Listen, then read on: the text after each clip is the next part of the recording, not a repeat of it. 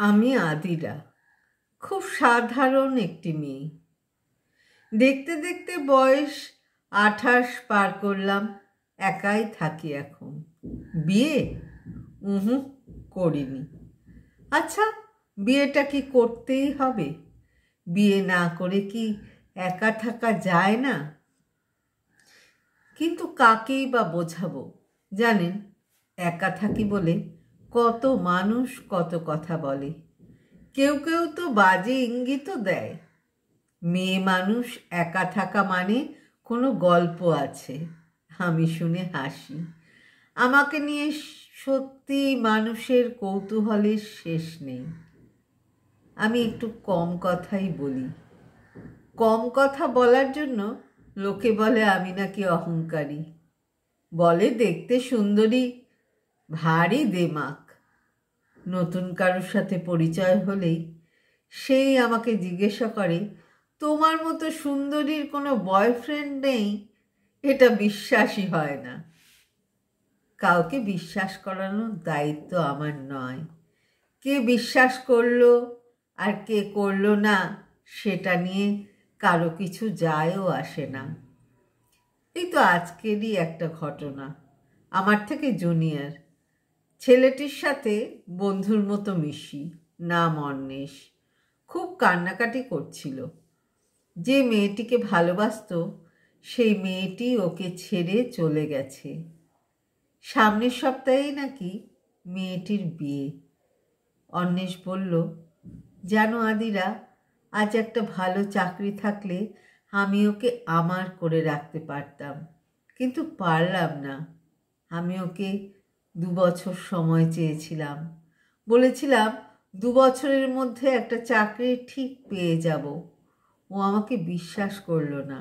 বলল, আর কতদিন সময় দেব? বিশ্বাস করো আদিরা, আমি ওকে পাগলের মতো ভালোবাসি। আমি শুধু ওর কথাগুলো মন দিয়েই শুনেছিলাম। বিশ্বাস শব্দটা বড় অদ্ভুত। কেউ জোর করে বিশ্বাস করাতে চায়, আবার কেউ মন থেকে বিশ্বাস করতেই পারে না। সত্যি যদি কেউ ভালোবাসে, সে সব সময় চাইবে তার কাছের মানুষটাকে সারা জীবন আগলে রাখতে। একটা কথা ভাবি, সত্যিকারের ভালোবাসতে কজন পারে? এই ধরুন না, আমি তো সত্যি ভালোবেসেছিলাম। তাকে ধরে রাখতে পারলাম কই? জীবন যত সাধারণ, জীবনের গল্পটা ঠিক ততটাই জটিল। তবে জীবন কখনো জটিল হয় না। আমরা জটিল করে তুলি বলেই জীবনটা আর সহজ থাকে না। জীবনটাকে সরল রেখায় চালাতে চাইলেও বুঝি জীবন চলে না। ভাবি, ওপরওয়ালা যদি সারা জীবনের দিনলিপিটা আগে থেকে হাতে ধরিয়ে দিতে পারত, তাতে হয়তো বুঝতে সুবিধে হতো। দুম করে দুঃখ পেতে হতো না অন্তত। ভীষণ ভালোবাসতাম তাকে। তাকে ছাড়া জীবনে কিছুই ভাবতে পারতাম না, কারণ সে ছাড়া জীবনে আমার কেউই ছিল না, কেউই না। জানেন, জন্ম থেকেই আমি একা। আমার কপাল এই একা শব্দটা লিখে দিয়েই ভগবান বোধহয় আমাকে পৃথিবীতে পাঠিয়েছেন। তখন আমার 3 মাস বয়স। পৃথিবীর কোনো কিছুর সাথে সেভাবে পরিচয় ঘটেনি। আমার মা আমাকে একা করে দিয়ে চলে গেলেন পরপারে। জানি না এই পৃথিবীতে মা কেমন হয়, মায়ের ভালোবাসা কেমন হয়, কিছুই জানি না। শুধু জানি মা সকলেরই থাকে। মা থাকে বলেই পৃথিবীতে আসি আমরা। কিন্তু মায়ের কাছে থাকার সৌভাগ্য আমার হয়নি। তখন 3 মাসের ওইটুকু বাচ্চাকে নিয়ে দিদায় নিয়ে এসেছিল।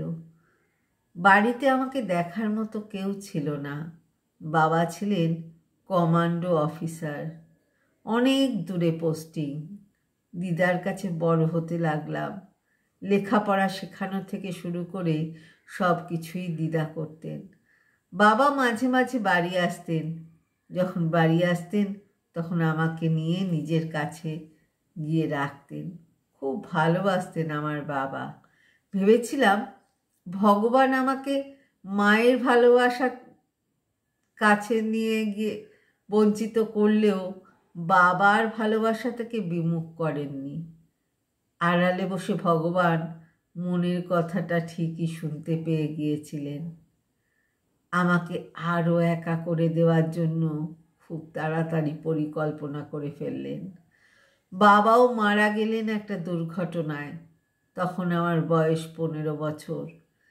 জীবনে দুজনে খুব কাছের মানুষ একজনও থাকলো না আর। ভীষণভাবে ভেঙে পড়লাম। মনে হতো আমি একা। যতই দ্বিধা থাকুক তবু একটা নিঃসঙ্গতা অনুভব করতাম।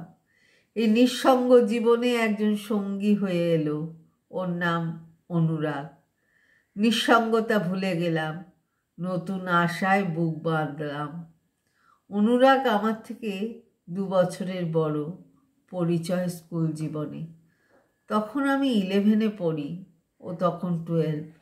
ভালো লাগাটা ভালোবাসায় পরিণত হলো। হাসি, আনন্দে, রাগে, অভিমানে 8 বছর কাটিয়ে দিলাম। তখন আমার 24। ততদিনে মাস্টার্স কমপ্লিট করে ফেলেছি। দিদা জানতো অনুরাগ আর আমার সম্পর্কটা। দিদা বলেছিল, তোর ভালো থাকাতেই আমার ভালো থাকা। দিদার শরীরটা তখন ভালো যাচ্ছিল না। বলেছিল, শরীরের এই তো অবস্থা, কোন দিন কি হয়, তোদের বিয়েটা দেখে যেতে চাই। তোকে একা রেখে দিয়ে আমি যেতে পারবো না। আমি অনুরাগকে বিয়ের কথা জানিয়েছিলাম। অনুরাগ তখন চাকরির চেষ্টা করে যাচ্ছে। তারপর আমি একদিন অনুরাগকে ছেড়ে দিলাম। কথাটা যখন দিদাকে বলেছিলাম, দিদা খুব কষ্ট পেয়েছিল। পরে ভেবেছিলাম দিদাকে কথাটা বলা হয়তো ঠিক হয়নি। দিদা এমনিতেই অসুস্থ ছিল, কিন্তু সে সম্পর্কটা আর টিকে নেই। সেটা আছে বলে মিথ্যে কথা বলাটাও এক প্রকার অভিনয় করা। এই অভিনয় করাটা আমি পছন্দ করি না। আপনারা হয়তো ভাবছেন আমি হয়তো খারাপ, আমি নিরুপায়।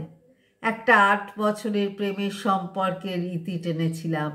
মানতে খুব কষ্ট হয়েছিল। আজকাল একটা ট্রেন্ডে মানুষ খুব সহজে বিশ্বাস করে নেয়। ছেলেটি চাকরি না পেলে মেয়েটি তাকে বিয়ে না করে অন্য জায়গায় বিয়ে করে নিলে সবাই মেয়েটিকেই দোষ দেয়। সবাই বলে মেয়েটি ঠকিয়েছে।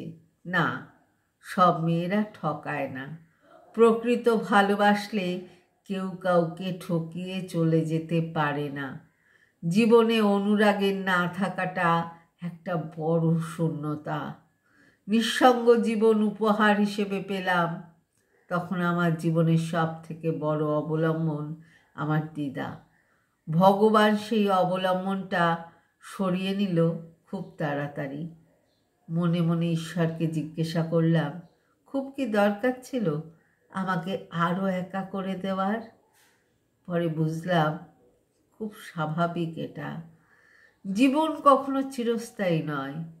যে অসুস্থতা দিদাকে গ্রাস করেছিল তাতে দিদার মুক্তি পাওয়াটা খুব জরুরি। কিন্তু ভালোবাসার মানুষটিকে মুক্তি দিতে গিয়ে আমার হৃৎপিণ্ডটা খুলে গিয়েছিল সেদিন। এত কথার পরে সব সত্যিটুকু না জানালে হয়তো আমি দোষী হিসেবে রয়ে যাব। আমি অনুরাগকে ছেড়ে দিয়েছি একরাশ ঘৃণার আর ধিক্কারে। অবাক হয়ে যাই সেদিনের ঘটনায়। আমি অনুরাগকে বিয়ের কথা যখন বললাম, ও বলল, বিয়ে? অসম্ভব, আমি পারবো না এখন বিয়ে করতে। কারণ বিয়ে করে কি খাওয়াবো? ততদিনে আমি একটা বেসরকারি চাকরি পেয়েছি, হয়তো স্যালারি বেশি নয়। আমি ওকে বললাম, তুমিও আমার মতো একটা এরকম কম বেতনের চাকরি খুঁজতেই পারো। যদি বলো ব্যবসা করবে, আমি তোমাকে টাকা দিচ্ছি। জীবন চালাতে অনেক টাকা লাগে না, লাগে ভালোবাসা।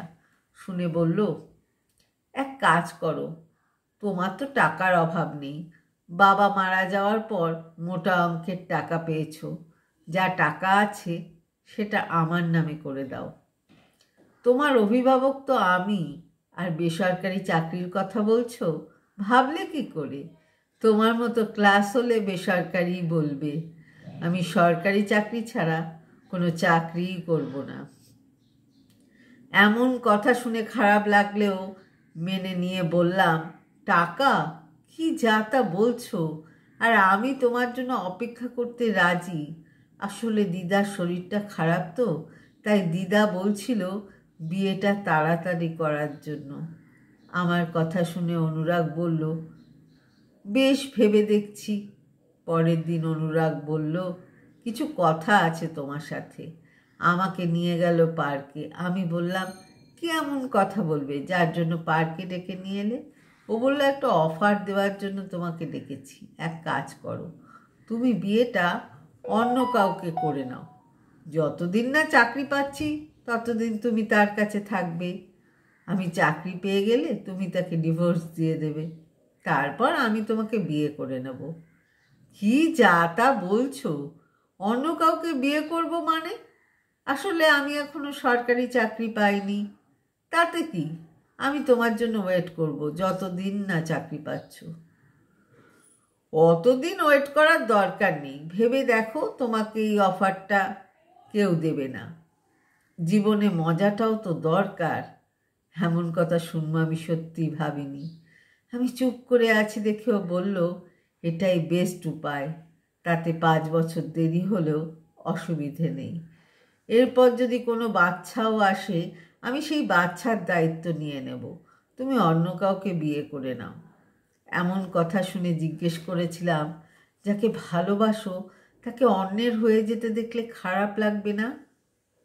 বলল, তুমি তো অন্যের হচ্ছ না। 5 বছর পর তুমি তো আবার আমার হয়ে যাবে।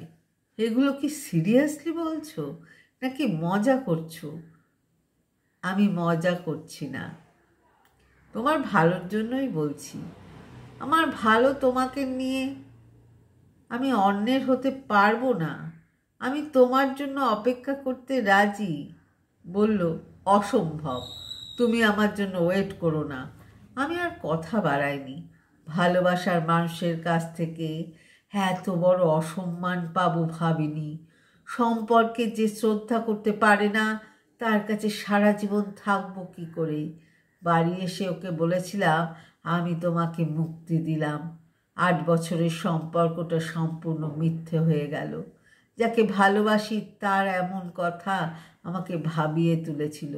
সত্যি ও আমাকে ভালোবেসেছিল? বাসেনি। বাসলে এত নিজ কথা আমাকে বলতো না। ভীষণ কেঁদেছিলাম লুকিয়ে। লাভ কি তাতে? এ পৃথিবীতে কান্নার কোনো স্বরলিপি নেই। ভালোবাসার মানুষকে যে অন্যের হাতে ছেড়ে দিতে পারে, সে মানুষকে বিয়ের আগে নিজ থেকে ছেড়ে দেওয়াটাই উপযুক্ত কাজ। সব মেয়ে ঠকায় না। সত্যিকারের ভালোবেসে অনেক মেয়ে ঠকে যায়। আজ 3 বছর হলো আমি একাই আছি। বেশ নিজের মতো আছি। নিজে চাকরি করি। চাকরি না করলে হয়তো চলে যেত। বাবা মারা যাওয়ার পর একটা হিউজ অ্যামাউন্ট আমি পেয়েছিলাম।